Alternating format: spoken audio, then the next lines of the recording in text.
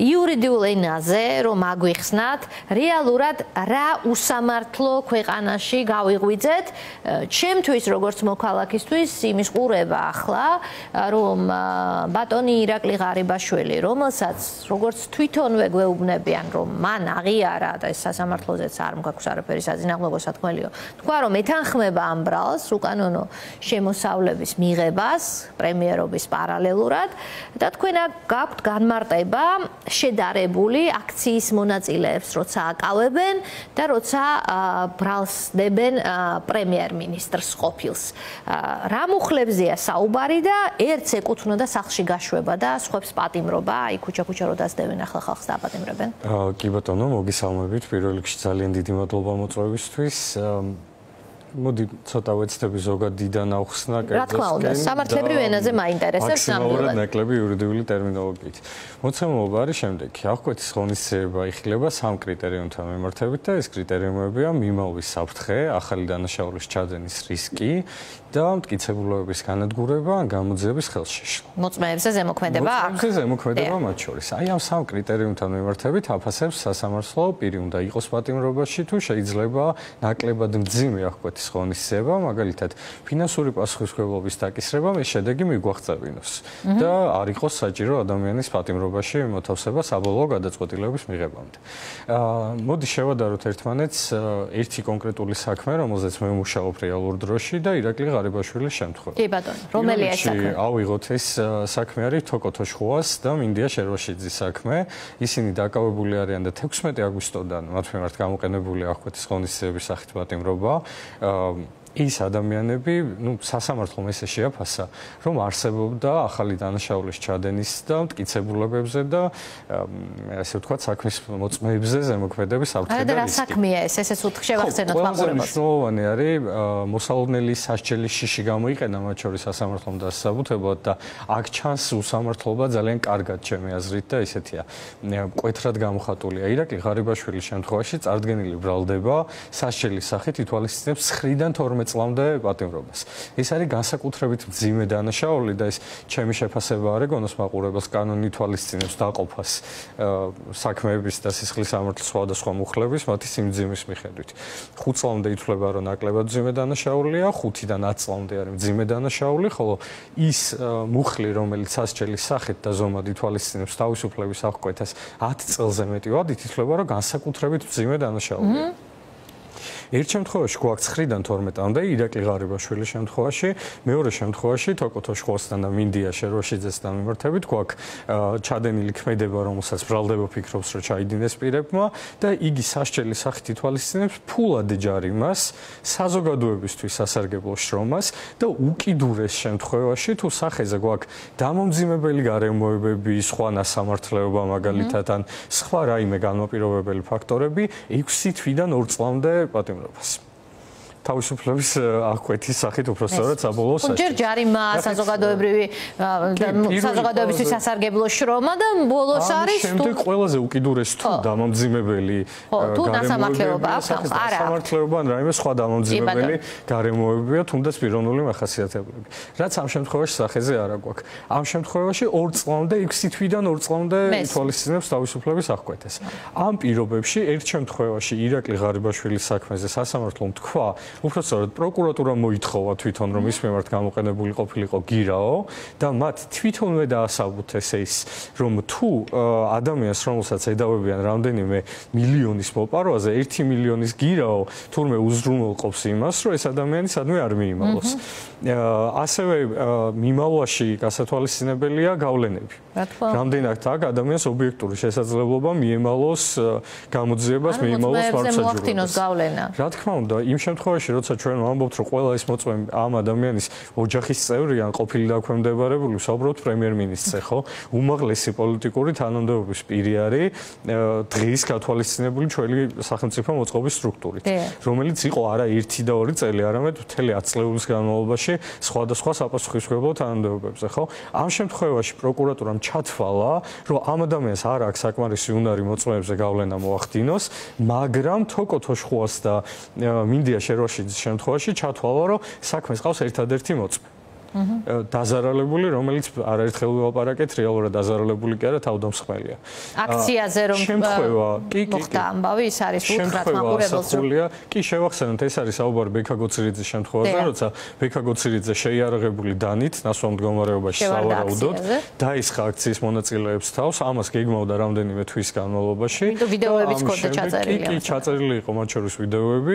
გადაღებულია ეს შემთხვევა თავიდან ბოლომდე 112 სამეთვალყურე ვიდეო კამერებზე, დაახლოებით 12 ვიდეო მასალაა ერთი და იგივე შემთხვევების სხვადასხვა რაკურსიდან ამსახველი. ის განადგურებას არ ექვემდებარება არანაირად. და ამ შემთხვევაში სასამართლომ თქვა, რომ აქ არსებობდა მტკიცებულებების განადგურების საფრთხე და რისკი და მეორე შემთხვევაში პროკურატურამ ირაკლი ღარიბაშვილზე ვამბობ უკვე თქვა, რომ ირაკლი ღარიბაშვილს თურმე საკმარისი იქნებოდა გირაო რომ ვინმეზე ზეგავლენა არ მოეხდინა. ეს არის კონტრასტი, რასაც ხვდებით პრაქტიკაში. ერთ შემთხვევაში სასამართლომ დააკმაყოფილა ეს მოთხოვნა და პატიმრობაში დატოვა ეს ადამიანები და ყავს უკვე გამოკეთილი 2 თვეზე მეტია. შემდეგ ის ხდომა დანიშნულია ნოემბრის ბოლოს. ჩვენ დავაყენებთ ჩვენ მდგომობას აღკვეთის ღონისძიების შეცვლაზე და აუცილებლად გავაჟღერებთ მათ შორის ირაკლი ღარიბაშვილის შემთხვევას, მაგრამ მე შემიძლია ვიწინასწარმეტყველო, რომ სასამართლო არ მიიღებს ამ გადაწყვეტილებას 95%-იანი ალბათობით და ისევ დატოვებს ვიճებს პატიმრობაში. იმიტომ რომ ჩვენ ამ სტანდარტს შეგვაჩვიეს უკვე. და უბრალოდ მე არ მინდა გამომივიდეს პოლიტიკური განცხადება და არ მინდა გადავიდე პოლიტიკურ შეფასებაში, მაგრამ ეკრანთან მჯდომი ადამიანი, არა იურისტი. არა მოსამართლე, არა პროკურორი, არა სპეციალისტი. ამ ყველაფერს ხო ისმენს. ის მონაცემი, რასაც მე ვამბობ, ყველაფერი არც ერთი მათგანი ჩემი შეფასება არ არის, ეს არის სისხლის სამართლის კოდექსის ციტირება, ერთ შემთხვევაში, მეორე შემთხვევაში საპროცესო კანონმდებლობის ციტირება. ორივე შემთხვევაში ნებისმიერ დაინტერესებულ ადამიანს თანამედროვე სამყაროში შეუძლია თვითონ ნახოს ეს მონაცემები და იმასაც ნახავს, რომ ჩემი მიერ მიწოდებული ფაქტობრივი მონაცემები ზუსტია. ნახეთ, მე მაგ ესეთი უბრალოდ არ ვიცი სკეპტიკური დამოკიდებულება თუ ამასთან დაკავშირებით ადამიანის პროტესტი არ უჩნდება ან გონია რომ ამ ქვეყანაში ფუნქციონირებს პროკურატურა ან ფუნქციონირებს სასამართლო ის გადაწყვეტილებები თანმიმდევრულია და რაიმე ფორმით არის მიღებული და ლოგიკას ეყრდნობა მე არა მაქვს პრობლემა ვინმე შეურაცხყოფა მივაყენო არ არის ჩემი თვითმიზანი პირიქით დიდი სიამოვნებით მოусმენ თუ არსებობს რაციონალური არგუმენტი მაგრამ ძალიან მეეჭვება იმიტომ რომ ნახეთ ერთ შემთხვევაში კიდევ ერთი კარგი კონტრასტი ყავს ირაკლი ღარიბაშვილი რომელიც კერძო ჩარტერებით აფრინავს და პირადი თავის საოჯახო მიზნებისთვის და მეორე მხრივ ყავს თორნიკე თოშხვა რომელსაც საზღვარგარეთის პასპორტი არ აქვს. სასამართლო თვლის რომ ერთ შემთხვევაში თორნიკე თოშხვა მიიმალება საზღვარგარეთ არ ნამყოფი ადამიანი. ადმინისტრაციული საზღვარი არ გადაუკვეთავს ადამიანს ქვეყნის. არასოდეს და ამბობს რომ აქ მიმალვის საფრთხე არსებობს და ირაკლი ღარიბაშვილის შემთხვევაში ქვეყნის პრემიერ-მინისტრის შემთხვევაში მულტიმილიონერის როგორც ვიგებთ არ არსებობს ეს საფრთხე. და ამას ეუბნებიან ადამიანებს სრული სერიოზულობით და აი ესეთი დამეჯერებელი სახით. მე ცოტა მგონია რომ ერთ-ერთი მიზეზი რის გამოც სასამართლოდან გაიყვანეს კამერები და ჟურნალისტები იყო დიდი საზოგადოებისთვის დაემალად ის რაც შეგნით ხდებოდა. მაგრამ გულწრფელად მგონია რომ შეუძლებელია რაღაც სხვას მაღლა რაიმეს დამალვა და თუ იმაზე ვლაპარაკობთ რომ მათ შორის მათ გააჟღერეს ოფიციალურ მიზეზად რომ თითქოს გაყვანის საფუძველი ის იყო რომ შოუები იდგმებოდა სასამართლოში და სასამართლო რეპუტაციას ადგებოდა ზიანი. ეხლა თუ ვინმე მეტყვის რომ ან მე ან ჩემო კოლეგებმა მივაყენეთ იმას დიდი რეპუტაციული ზიანი სასამართლოს ვიდრე ამ გადაწყვეტილებამ რაც თორნიკე თოშხვას და მინდია შერვაშიძის მიმართ არის მიღებული ძალიან დიდ მოდus ვიხდი ყველა მოსამართლემ ჩახედოს თავის გულს და ჩაიხედოს თავის ფიქრებში. აქ მინდა გკითხოთ ზუსტად ის ნაწილი როცა თქვენ ამ პარალელებს უსვამთ ხას ორივე შემთხვევაში სასამართლომ დააკმაყოფილა პროკურატურის მოთხოვნა. აქ ეს არის მნიშვნელოვანი და ორივე საქმე არის პრინციპში აღარ დარჩა ამ ქვეყანაში საქმე რომელიც პოლიტიკური აღარ არის, მაგრამ ორივეგან ჩანს პოლიტიკური ინტერესი აქციის მონაწილეების მიმართ ეს ცალსახად ყველა საქმე პოლიტიკური საქმეა, ჯერ შეუძლებელია ეს საქმე რომელიც თქვენ მოყევით და მაყურებელსაც კარგად ახსოვს ვინმე სხვანაირად აღიქვას და ნუ ირაკლი ღარიბაშვილის საქმე რომ პოლიტიკურია, ახლა ამას მისი ორი ყოფილი თანამდებობა მეტიც თავდაცვის მინისტრობა და ასე შემდგომ ეს მინიმუმ ეს ადასტურებს და მოპყრობა მის მიმართაც. ანუ სასამართლო იქცა უბრალოდ ნოტარიუსად მაყურებლის თვალში, რასაც პროკურატურა ითხოვს, ეს ადებს ბეჭედს და რაღაცნაირი მოლოდინია, ვახო საუბრობდა სანაია, რომელიც გამოვიდა ცოტა ხნის წინ იზოლატორიდან, საკუთარ სასამართლო პროცესზე ძალიან აქებდა ადვოკატების შრომას, ერთადერთი ხალხია, ვინც საკუთარი როლის შესრულებას ცდილობს საკუთარი საქმის, რომ რაღაცის მტკიცებას კიდევ ცდილობს, რომ ამ აბსურდის თეატრში ეს აბსოლუტურად უშედეგოა. ანუ თქვენც ფიქრობთ ასე, რომ თქვენ კი ცდილობთ ძალიან კეთილსინდისიერად მაქსიმალურად რომ საზოგადოებამდე მივიდეს სიმართლე, მაგრამ შედეგობრივი თვალსაზრისით აბსოლუტურად წინასწარ განჭვრეტადია ხოლმე გადაწყვეტილება. ნაწილობრივ შემიძლია მხოლოდ დაგეთანხმოთ, იმიტომ რომ ჩვენ რეალურად მე გულწრფელად ვჯერა, რომ ყველა იმ სხდომას, რომელსაც ჩვენ რეალურ დროში ვაწარმოებთ, მომავალში აქვს ეკვინოქსი. ეს მინიმუმ ორჯერ იმართება ეს სხდომები, მე ძალიან მწუხვა, რომ ამას ვერ აცნობიერებენ მოსამართლეები, ვინც ამ საქმეებზე იღებს გადაწყვეტილებებს.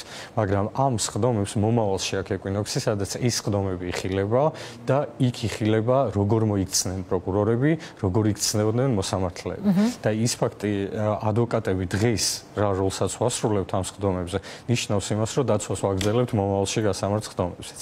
რეალურად შეიძლება ჩვენ შედეგებს ვერ ვაღწევდეთ მოკლე დროში, მაგრამ გრძელვადიან პერსპექტივაში ყველა ადვოკატის ძალიან კარგი და ფანტასტიკური ადვოკატების შრომა აუცილებლად გამოიღებს შედეგს და გამოიღებს დოკუმენტირების თვალსაზრისით. ეს საქმეები იქნება ზუსტად ისე კონტრასტულად მომზადებული, რომ ნებისმიერმა ობიექტურმა დამკვირვებელმა მომავალში აიღოს, გადახედოს მათ და ნახოს რამხელა უსამართლობასთან ქონდა საქმე. მე თქვენი ეთერის მეშვეობით შევთავაზებ მათ შორის სასამართლოს, რომ გასული წლის დეკემბრის თვიდან მოყოლებული. იმ უხლებზე ადმინისტრაციული ფანტასტიკურად იციან, ამ უხლებზე მაქვს საუბარი, გზის უკანონო გადაკეტვა, იქ პირბადის ტარება და ასე შემდეგ. გამოაქვეყნოს სტატისტიკა და იგივე სისხლის სამართლის საქმეებზე საგამოძიებო კოლეგიამ გამოაქვეყნოს სტატისტიკა, თუ აქვთ ნათქვამი საერთოდ უარი პროკურატურის და შინაგან საქმეთა სამინისტროს რომელიმე მოთხოვნის დაკმაყოფილებას. კიდევ ერთხელ ვამბობ, არ გაუსწრებ მოვლენებს, არც ვიწინასწარ მეტყველებ, მიუხედავად იმისა, რომ ფანტასტიკურად ვიცი რა იქნება იმ სტატისტიკაში, აი უბრალოდ ადგენენ და გამოაქვეყნონ თავისი რეპუტაციის დასაცავად. ხო თვლიან, რომ ჩვენ ადვოკატები ვაყენებთ მათ რეპუტაციას, არა და ვერაცნობიერებენ, რომ ერთადერთი ადამიანები, აი როგორც ვახომ თქვა, ადვოკატებზე დგას დღის მდგომარეობით პროკურატურის და სასამართლოს რეპუტაცია. ამ ადამიანებმა რო უარი თქვან თავიანთი პირდაპირ ვალდებულების შესრულებაზე, ის დარჩება სასცენო დეკორაციად და მეტი არაფერი. რეალურად ყველას დიდ მადლობას ეხლა ყველას დიდი მეგობარი და გულშემატკივარი ადვოკატთა კორპუსი ყავს სასამართლოს და პროკურატურას, იმიტომ რომ მთლიანად ამ ხალხის შრომაზე დგას მათი ეს ფორმალური მართლმსაჯულება, იმიტომ რომ კიდევ ერთხელ აი ერთად შეგვიძლია უთხოვოთ და არ ვიცი ნებისმიერი ადვოკატი დამეთანხმება დარწმუნებული ვარ, ვინც ამ საქმეებზე რაღაც შემხებლობა ქონია. მოვითხოვოთ სტატისტიკა ერთად და გამოაქვეყნონ თავისივე რეპუტაციის დასაცავად. სტატისტიკა არ ვიცი, მაგრამ ბოლო რამდენიმე დღის ახალი ამბები მოყოლილი თუ გამოგადგებათ სტატისტიკად, მე შემიძლია დაგიდასტუროთ, რომ ეს თქვენი ეჭვი გამართლდება. აი ახლაც ვიდრე მე და თქვენ ვსაუბრობთ, ლელა ცაგარეიშვილმა თამთა გოგოლაძეს 5 დღით პატიმრობა მიუსაჯა. თამთა ეუბნება მოსამართლეს 23 ოქტომბერს ნამდვილად ვიყავი გზის სავალ ნაწილზე და გადავკეტე რუსთაველი, ბრალს არ ვაღიარებ, იმიტომ რომ ეს არ არის კანონი, ეს არის რეპრესიული კანონი მოსახლეობის დასაშინებლად. ხო, კონვეიერია, მე ასე დავეწყებ დღევანდელი. პასუხისმგებლობით რა შემიძლია გითხრათ, არის გადაცემა, დიახ, რომ ეს არის კონვეიერი, როცა წინასწარ იცი შედეგი. აკავებენ ადამიანებს, საშიშ დამნაშავესავით რამდენიმე პოლიციელი ცდება, საწვავს ხარჯავს, მიდის, ესე იგი ქუჩაში, სადღაც ზოგი მშობელთან ერთად არის, ზოგი მცირეწლოვან შვილთან ერთად, აჩერებს, რაღაცა სერიოზული სახით ეუბნება, რომ ის პოლიციელია და ეხლა მას უნდა გაყოს, გეგონება ის საშიში დამნაშავეებიდან ათავისუფლებენ ქუჩებს, რომ ეს ხალხი ეხლა საზოგადოებრივი წესრიგისთვის პრობლემაა. არა და აი სახეზია აბსურდი, რაშიც დღეს მონაწილეობს მთელი ეს სისტემა. პოლიციელიდან დაწყებული მოსამართლით დასრულებული. ამდენი ხალხი ციხეში პროტესტის გამოხატვისთვის, არ ვიცი. კი ბატონო, მე არასოდეს ვეთანხმები იმას, რომ რაღაც უკანონო დავალების შემსრულებელი და გავრცელებული თავის არიდების პრაქტიკა ხო რა უქნა დამავალეს და რამ იქნა. ის თეორიულად კიდე შეიძლება თქვა, წმინდა ფორმალურად სწორი იქნება, რომ გამოძიებელს დაავალეს, პროკურორს დაავალეს, მიუხედავად იმისა, რომ პროკურორიც თავისუფალი უნდა იყოს გადაწყვეტილებაში და გამოძიებელი, შეიძლება თქვას, რომ მას ყავს ზემდგომი და ზემდგომა უთხრა, რომ გაეკეთებინა. ყველაზე სევდიანი ალბათ ამ ამბავში არის, რომ სასამართლოს აქვს 100%-იანი სტატისტიკა. არასოდეს არ უთქვამს უარი პროკურატურის არც ერთი მოთხოვნის დაკმაყოფილებაზე და წარმოიდგინეთ დაახლოებით რომ მიხვდეთ 1 წლის განმავლობაში დაახლოებით 100 ადამიანია სისხლის სამართლის წესით გასამართლებული და 100 ადამიანის შემთხვევაში ამბობენ რომ ერთიც კი არ აღმოჩნდა ისეთი ვისთვისაც საკმარისი იქნებოდა გირაო რომ არ ჩაედინა ახალი დანაშაული არ მიმავლოდა მარცხაჯულებას და არ გაინადგურებია მტკიცებულებები და საპრიწონეთ ქვეყნის პრემიერ-მინისტრი რომელსაც ყველანაირი გავლენა ჰქონდა ხელში და რამდენიმე ათეული მილიონი აქ როგორც ვიგებთ აღმოჩნდა ის ადამიანი რომლის მიმართაც შეიძლება თურმე გამოყენებული იქნას გირაო. ნახეთ აი ზუსტად ამიტომ ამბობ ყველაზე დიდი დანაშაული ალბათ ვინც ვერ იტყვის ვერასდროს რომ რა ვქნა ზემდგომა მითხრა ეს არის მოსამართლე რომელიც კანონით და საქართველოს კონსტიტუციით არის დამოუკიდებელი და ვერასოდეს ვერავისკენ ვერ გაიშვერს ხელს და მოუწევს ესე ვთქვათ საკუთარ თავზე აღება პასუხისმგებლობის და ძალიან მწუხვა რომ ამ დროის განმავლობაში საგამოძიებო კოლეგიაში ერთი მოსამართლეც კი არ აღმოჩნდა ვინც რაც იმედის ჩანასახს გააჩენდა მინიმუმ ერთი კანონიერი გადაწყვეტილებით მაინც ერთი კალენდარული წლის განმავლობაში. კი ბატონო, ნახოთ, არასოდეს არ არის გვიან თემი და სამსახური, თუმცა გამოტანილ გადაწყვეტილებებსაც ვერსად გაექცევა ვერავინ, ერთ-ერთი მოსამართლე, სულ ბოლოს ვიდრე ცოტა დრო გვაქვს თითქმის წუთნახევარი დაგვრჩავა, მაგრამ აქ მინდა კითხოთ თქვენ მიერ საქმეები, რომელსაც თქვენ თავდაუზოგავად შეიძლება ითქვას, რომ ადვოკატირებთ, მოქალაქეები, რომლებიც პირისპირ შეეჯახნენ სისტემას, რეჟიმს, რეპრესიულს.